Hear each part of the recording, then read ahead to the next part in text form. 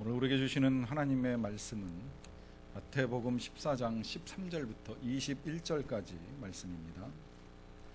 신약성경 24면 마태복음 14장 13절부터 21절까지 말씀입니다.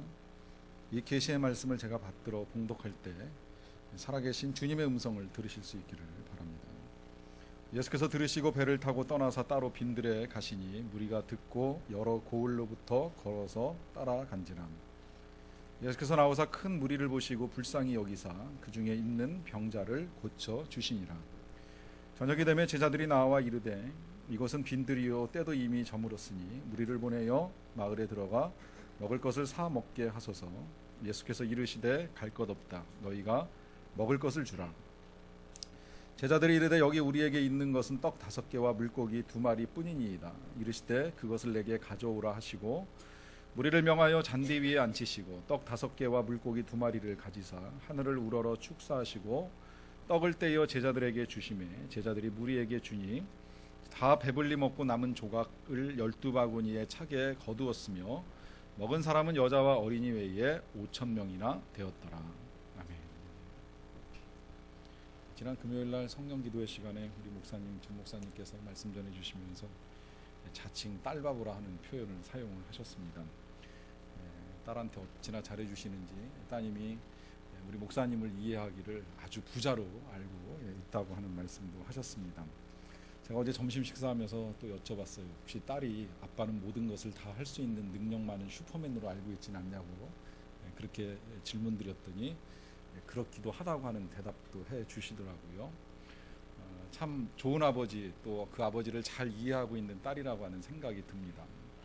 왜냐하면 그만큼 이 아버지가 딸에게 온갖 사랑을 쏟아부어주고 있기 때문입니다. 그리고 그 사랑을 능력껏 최대한 해주다 보니까 이제 딸은 아빠가 모든 것을 해줄 수 있는 넉넉함을 가진 능력 많은 아빠라고 이해를 하고 있습니다. 저는 이것이 모든 부모님들의 마음이 아닌가 하는 생각을 합니다. 진정으로 자녀를 사랑하는 부모님들은 내가 할 수 있는 한 내 자녀에게 최대한의 능력을 베풀어주고 싶어합니다. 혹 능력이 없을지라도 때로는 능력 이상의 일들까지도 욕심을 냅니다. 내 힘으로 할 수 없으면 뭐 빌려오든 꿔오든 어떻게 해서든지 내 자녀에게 필요한 것이라면 그것을 위해서는 내가 아무것도 아끼지 않겠노라고 하는 생각을 가지고 헌신을 기울이는 것이 사랑을 가진 사람들의 마음입니다. 그러하기 때문에 예수님은 이 땅에 오셔서 그러한 하나님의 사랑, 정말 우리를 사랑하셔서 해줄 수 있는 모든 것을 다 보여주시고 싶으신 그 사랑을 드러내기 위해서 애를 쓰셨습니다. 그러다 보니까 이제 우리 예수님의 그 기적은 몇 가지 목적을 가지고 진행이 되는데요. 그 목적을 크게 이제 정리를 하자면, 첫째는 우리 예수님이 하나님의 아들이라고 하는 것을 드러내시는 것이고, 그 다음에 또 하나는 그 예수님을 통해서 하나님의 사랑이 우리에게 어떻게 전달되고 있는지를 이제 보여주시는 일을 하고 싶어 하셨습니다. 그러다 보니까 예수님이 이 세상에 오셔서 하신 그 많은 기적들 가운데 제일 많이 하신 게 병 고쳐 주시는 거고 귀신 쫓아 주시는 거예요. 물론 그 밖에 이제 몇 가지 이적들이 더 있습니다만은 이게 우리가 가장 현실적으로 느끼기에는 하나님의 사랑을 경험하는 데 있어서 가장 큰 도움이 됩니다. 내가 아플 때 기도하고 하나님이 하루아침에 고쳐주시는 것, 혹은 내가 힘들고 괴로울 때에 하나님의 큰 위로가 순식간에 임하게 되면 우리는 정말 살아계신 하나님을 경험하고 그 하나님의 사랑을 느끼기에 어려움이 없습니다. 그러다 보니까 예수님 다니시는 곳에서 병자만 만나시면 즉각적으로 고쳐주십니다. 때로는 때를 안 가리고 치료하시는 일을 하셨어요. 그래서 원래 유대인들은 안식일에는 그런 일을 하면 안 되는데 안식일에도 그 병 고쳐주시는 일을 하시다 보니까 논쟁에 휘말립니다. 어떻게 안식일에 그런 일을 하느냐는 비난하는 사람들이 있었어요. 그러나 그럴지라도 예수님은 전혀 개의치 아니하시고 먼저 고쳐주시고 논쟁에 휘말려도 또 다시 고쳐주시고 하는 일들을 반복적으로 하셨습니다. 그리고 그 사역은 마지막까지도 끊어지지 않고 이 세상 떠나실 때까지 지속되셨습니다. 이 일을 통해서 이제 예수님은 계속해서 하나님이 얼마나 사랑하시는지 그 사랑을 표현하기 위하여 능력을 베푸시는 분이라고 하는 것을 우리들이 알기를 원하셨습니다.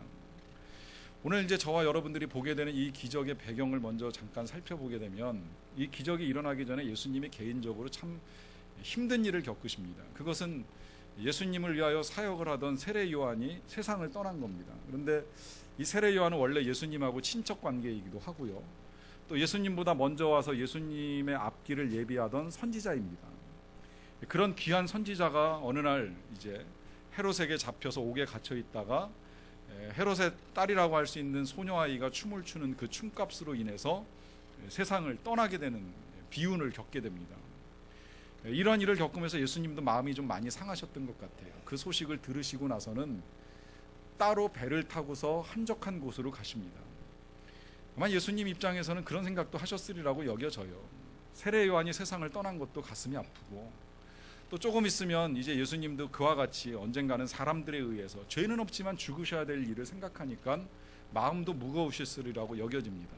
그래서 이제 사람들을 좀 멀리하고 혼자서 따로 좀 그 한적한 곳에 가서 생각하고 정리할 시간을 좀 가지고 싶으셨는데, 문제는 사람들이 그 예수님이 어디로 가신다는 소문이 나니까 다 쫓아온 거예요. 예수님이 일부러 배 타고 가셨는데 이 사람들은 걸어서 예수님이 있는 데까지 다 모여드는 겁니다. 오늘 보니까 그 모여든 사람이 여자와 어린아이 외에 5천 명이라고 하니까 적어도 한 15,000명에서 한 2천 명 정도, 2만 명 정도 되는 사람들이 모여들게 된 거예요. 이 모여든 사람들을 보신 예수님께서 어떤 마음을 가지고 계신지 14절에는 이렇게 말씀합니다. 예수께서 나오사 큰 무리를 보시고 불쌍히 여기사 그 중에 있는 병자를 고쳐주시니라. 무리가 몰려들어올 때에 그 많은 사람들을 예수님이 보시는 시각은 불쌍히 여기는 거였어요. 그리고 병자들을 고쳐줍니다.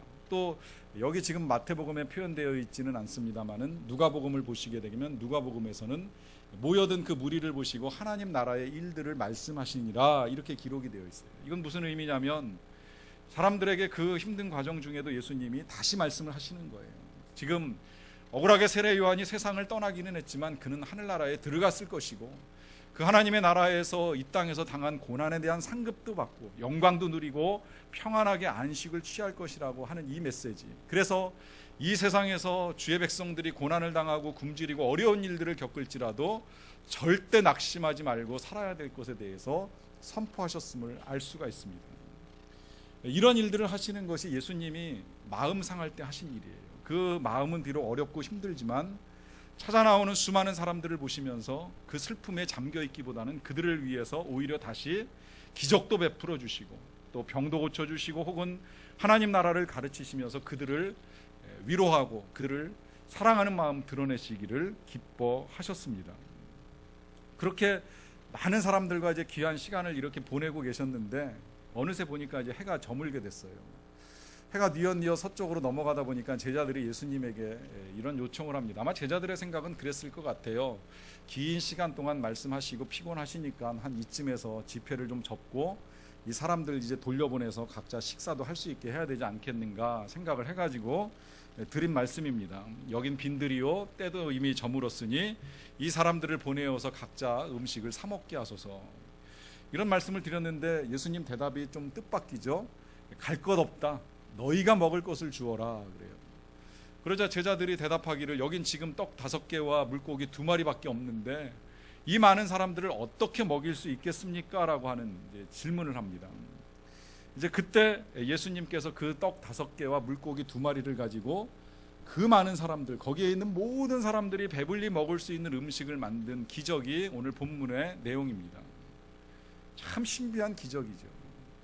읽을 때마다 과연 이것이 가능할까라고 하는 의심을 불러일으키는 그런 기적입니다. 여러분들이 이 기적을 믿든 아니 믿든 분명한 건 이 기적은 실제 존재했던 기적이고, 그렇기 때문에 이 기적은 여기서만 기록이 된 것이 아니라 성경의 모든 복음서가 다 기록을 하고 있습니다. 이 복음서 4개를 이렇게 읽어나가다 보면 반복되는 기적들이 있는데 4복음서에 다 동일하게 기록되는 기적은 없습니다. 특히나 병 고치고 귀신 내쫓아준 것 같은 경우에는 대개 이제 2개 내지 3개 복음서에만 나오는데요. 이 많은 사람들을 한꺼번에 먹이신 기적은 4복음서가 예외 없이 다 기록하고 있습니다. 그것도 또 여기에서만 끝나는 것이 아니라 어떤 복음서는 그 이후에 몇 개월 뒤에 한 번 더 똑같은 기적 행하신 것을 또 다시 기록하고 있습니다.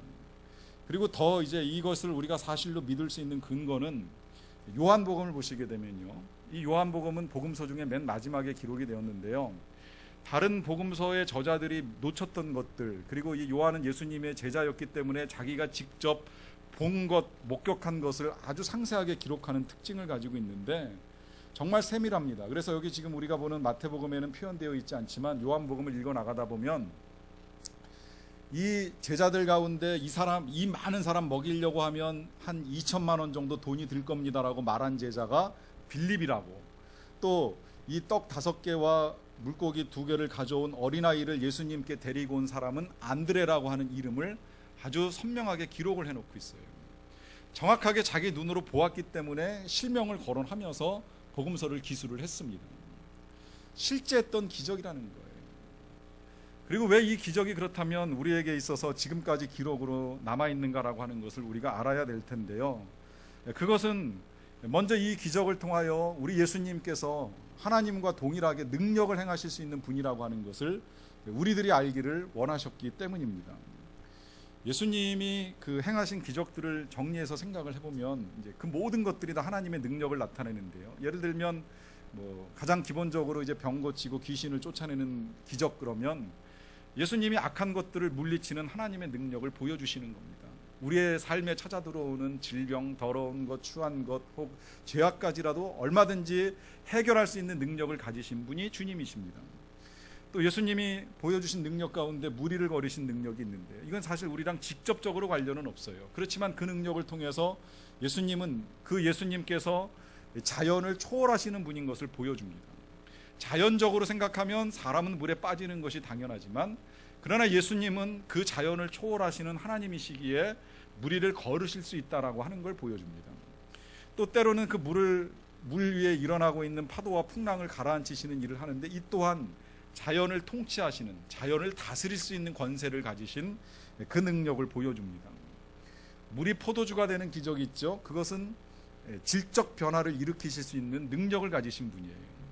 그 질적 변화라고 하는 건 단순히 물질의 변화를 뛰어넘어서 우리 사람들이 악한 사람이 선한 사람이 되고 죄인이 의인이 되는 이런 질적 변화까지도 능히 행하실 수 있는 하나님이신 것을 보여주는 겁니다. 그리고 이제 오늘 우리가 보는 이 기적, 적은 양의 물질을 가지고 많은 사람들이 먹을 수 있는 것들을 만들어내는 이 능력은 그야말로 이제 양적 변화를 일으키시는 하나님을 보여주는 것인데, 이 능력을 통해서 세상을 초월하시고 자연을 초월하시고 얼마든지 그 권능과 능력을 행하실 수 있는 하나님이신 것을 우리에게 보여주고 있습니다. 그런데 이 능력을 행하시는 이유는 그러한 능력을 통해서 바로 이와 같이 지금 줄인 자들을 먹이시는 하나님의 사랑을 보여주고 싶으셨기 때문입니다. 다시 말씀을 드리면 우리 하나님은 우리 인간들의 필요를 채우시는 하나님이십니다. 제자들이 예수님께 드렸던 말씀이 그거죠. 저녁 때입니다. 사람들이 돌아가야 될 시간입니다. 사실 생각해보면 피곤하지요. 하루 종일 예수님 쫓아다니고 밥도 못 먹었다라고 하면 어쩌면 돌아갈 기운조차 없었던 그런 때가 아니었나 하는 생각이 듭니다. 그리고 그들에게 있어서 당장 필요한 건 이제 한 끼의 양식을 먹는 일입니다. 이 양식을 예수님이 직접 만들어 먹여주시는 일을 통해서 우리 하나님이 필요를 채우시고 공급해 주시는 하나님이라고 하는 사실을 다시 예수님이 보여주고 계신 것입니다. 이 사건이 있기 전에 예수님께서 이 사람들을 모아놓고 산에서 이런 말씀을 하신 적이 있어요. 너희는 무엇을 먹을까? 무엇을 입을까? 혹 무엇을 마실까? 염려하지 마라. 하늘에 계신 너희 아버지께서 너희 쓸 것을 채워주실 것이라고 하는 말씀을 하셨습니다. 오늘 예수님께서 행하시는 이 기적의 현장이 바로 그것을 확증시키는 자리입니다. 그냥 말씀으로 하나님이 주실 거야, 하나님이 먹여주실 거야, 하나님이 입혀주실 거야 하는 그 말씀이 구체적으로 현실 가운데서 어떻게 드러나는지를 이 기적을 통해서 주님이 지금 분명하게 보여주십니다. 이것은 우리의 필요를 아시고 공급하시는 능력을 가지신 분이 우리 하나님이시라고 하는 사실을 다시 가르쳐 주시는 것입니다. 그리고 또한 그 능력도요, 그냥 나타나는 것이 아니라 아주 풍성하게 나타납니다. 오늘 본문 20절 말씀해 보시게 되면 다 배불리 먹고 남은 조각을 12바구니에 차게 거두었다고 말씀이 기록되어 있죠. 그냥 배불리 먹었다고 하는 정도가 아니에요. 그냥 뭐 입맛만 다셨다 이런 정도도 아니고 다 배불리 먹고 그 남은 조각을 12바구니에 차게 거두었다고 말씀을 합니다. 우리가 때때로 그런 그 시편의 시를 알고 있습니다마는 여호와께서 나의 목자시니 내게 부족함이 없으리로다 할 때에 이 부족함이 없는 하나님을 여기에서 분명하게 지금 보여주고 있습니다. 요한복음 10장 10절 말씀에서도 예수님이 그런 말씀을 하셨습니다. 내가 온 것은 양으로 생명을 얻게 하고 더 풍성히 얻게 하려는 것이라.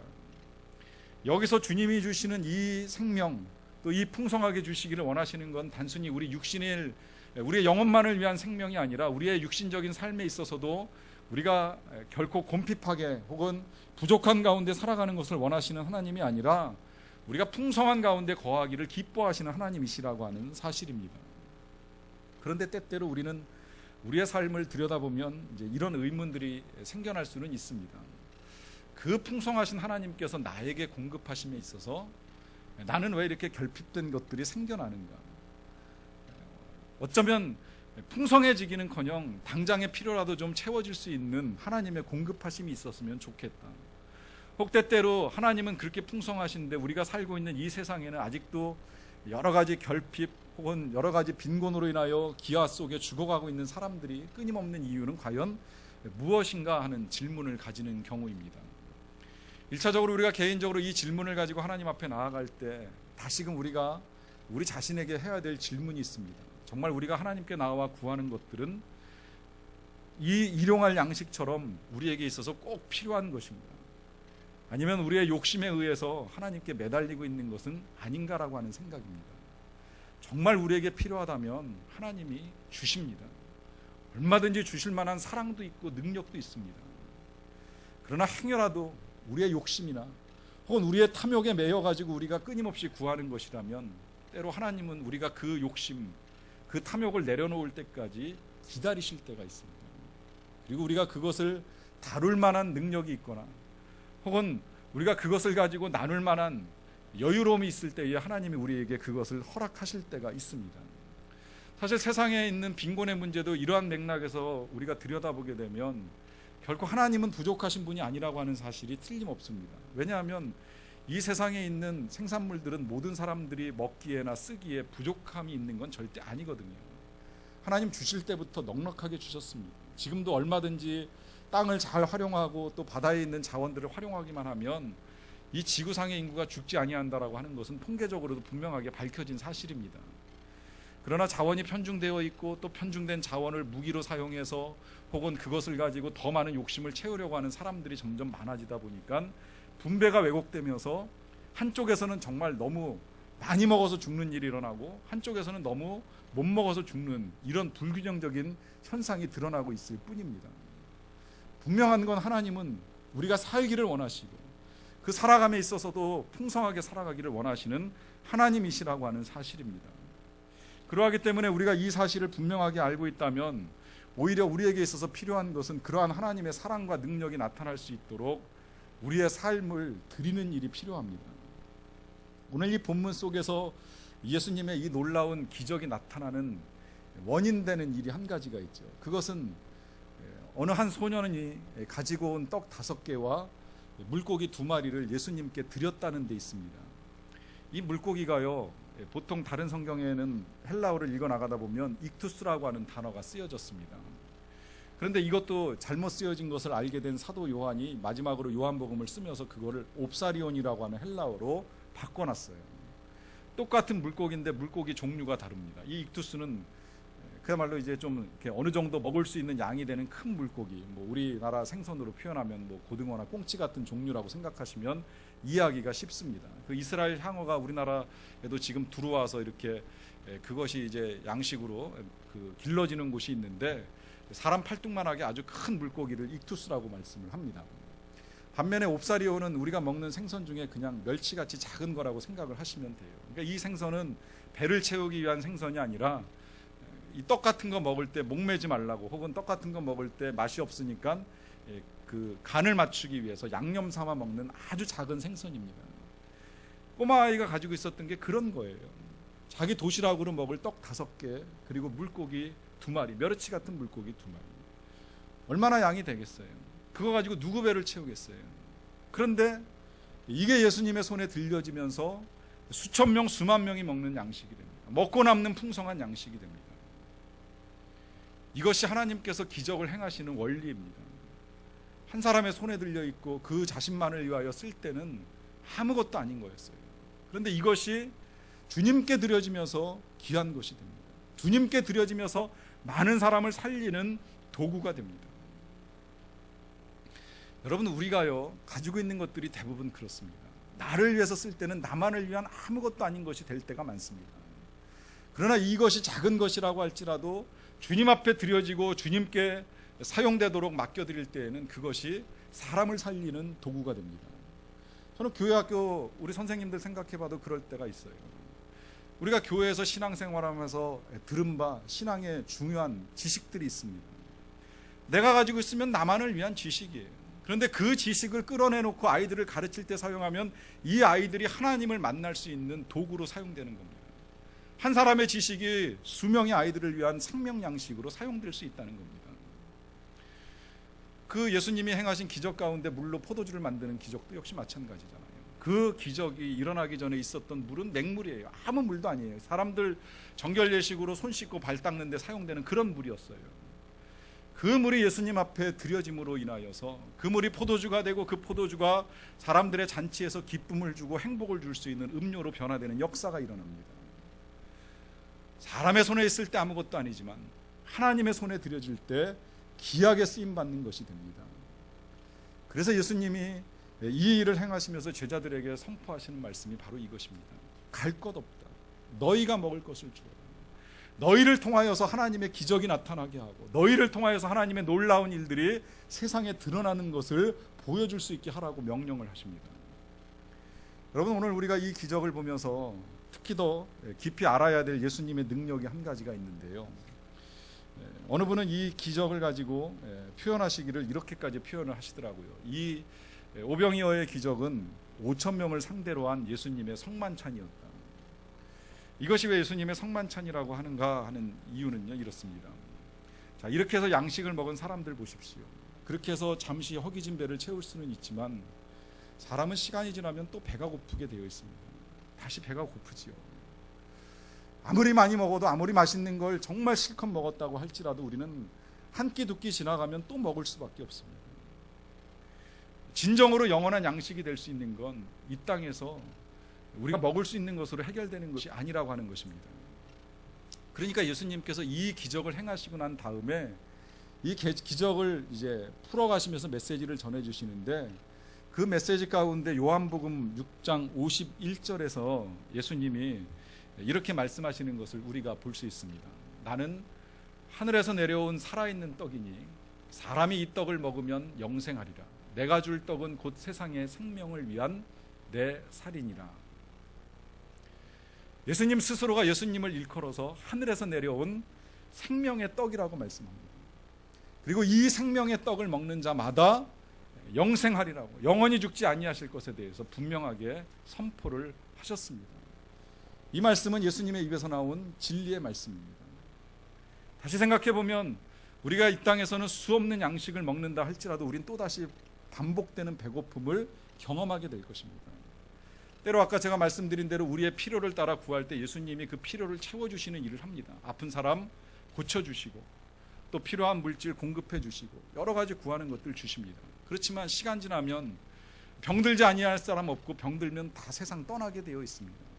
당장 살아가는데 물질 필요하지만 그 물질 또한 역시 우리가 세상 떠날 때 가지고 갈 수 있는 것 하나도 없습니다. 결국 우리가 영원한 생명을 얻고 영원한 천국을 살아가는 데 있어서 필요한 건 생명의 양식이 되시는 예수님을 우리가 믿음으로 받아들이는 일입니다. 그래서 이 믿음으로 예수님을 믿기로 결정하고 고백한 사람이 세례를 받으면 그 다음에 하는 일이 성만찬에 참여하는 일이지요. 그 성만찬에 참여해서 예수님의 살과 피를 상징하는 떡과 잔을 먹고 마시면서 예수님이 내 몸의 생명의 양식이 되셨고 이 생명 양식으로 인하여서 우리는 천국에 갈 확신을 가지고 살아가는 존재가 됩니다. 제가 한 달 동안 주제로 정한 말씀은 당신 때문에라고 하는 말씀인데요. 이 당신 때문에 오늘 설교 본문을 제목을 연결시키자면 당신 때문에 능력을 행하셨다라고 하는 말씀입니다. 그 능력은 우리의 필요를 채워주시는 능력입니다. 그러나 더 나아가서 우리 때문에 행하신 우리 주님의 능력은 우리를 살리시고 우리를 구원하셔서 천국까지 이르게 할 수 있는 영원한 생명을 주신 능력입니다. 그리고 더 나아가서 그 능력은 이제 우리들에게 허락해 주셔서 우리가 가서 이 생명의 능력 되시는 예수님을 전하고 알릴 것을 주님이 우리에게 말씀하고 계십니다. 지금도 많은 사람들이 이 능력을 알지 못해서 곰핍함 속에 죽어갑니다. 경우에 따라서는 예수님을 모르고 죽어가는 영혼들도 수없이 많이 있습니다. 그 세상을 향하여 새로운 생명을 흘려보내고 생명을 나누는 그 기회와 능력들이 이제는 우리에게 허락되었다고 하는 주님의 말씀입니다. 그 능력과 사랑을 세상과 함께 나눔으로 우리만을 위한 삶이 아니라 주님께 드려져서 더 귀하게 쓰임받는 하나님의 백성들이 되시기를 간절히 축원합니다. 같이 우리 기도하시겠습니다. 여러분, 주님이 우리를 향한 사랑을 가지고 계시고요, 또 주님이 그 사랑 가운데 얼마든지 능력을 베풀어 주실 수 있는 분이시라고 하는 말씀을 우리가 분명하게 들었습니다. 여러분, 기도하셨으면 좋겠습니다. 오늘 이 시간에 먼저 여러분들이 이렇게 기도를 드리며 나아가면 좋을 것 같습니다. 여러분들의 필요를 아뢰십시오. 주님이 주실 것입니다. 주실 만한 능력 가지신 분을 믿고 구하십시오. 일용할 양식으로부터 시작해서 삶에 필요한 물질들, 혹은 새 생명을 얻는 일, 또 여러 가지 관계의 어려움을 극복해 나가는 일, 내 삶에 필요한 주의 통치를 받는 그 모든 일들이 하나님의 손에 달린 줄로 믿고 구하십시오. 때때로 지혜가 부족하면 후히 주시고 꾸짖지 아니하시는 하나님께 구하라고 하시는 명령과 말씀을 따라 지혜를 구하며 나아가십시오. 주님이 주실 것입니다.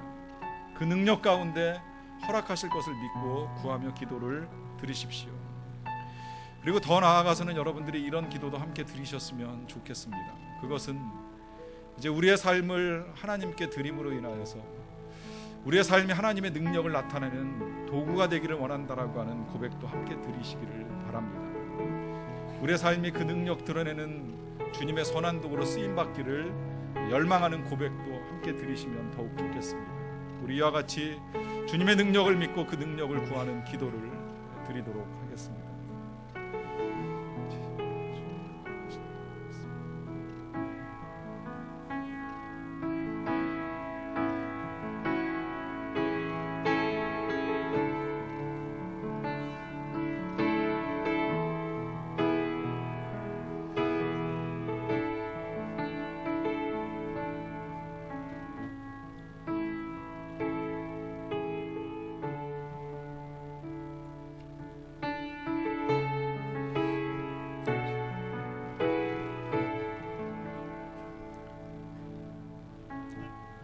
사랑의 아버지 하나님, 우리를 사랑하셔서 그 놀라운 능력을 행하시는 하나님이심을 우리가 이 시간에 다시 깨달아 알 수 있도록 도와주심에 진심으로 감사를 드리옵나이다. 그 능력 우리에게 임하기를 원합니다. 임하셔서 병든 자 고쳐주시고 연약한 자 강건하게 하시고 또 우리의 필요를 채워주시기를 원합니다. 곰핍하여 하나님을 원망할까 두렵사오니 필요한 것들을 채우셔서 넉넉하게 하시는 하나님의 이름을 높일 수 있게 하여 주시옵소서. 특별히 새 생명도 허락하여 주시고 또 우리의 삶에 있어서 필요한 지혜와 강건함과 담대함을 더하셔서 이제는 우리가 그 능력을 세상에 나아가 전하고 나누며 하나님의 그 놀라운 능력을 보여주며 살아갈 수 있는 믿음의 사람들이 되게 하여 주시옵소서. 예수님의 이름으로 기도하옵나이다.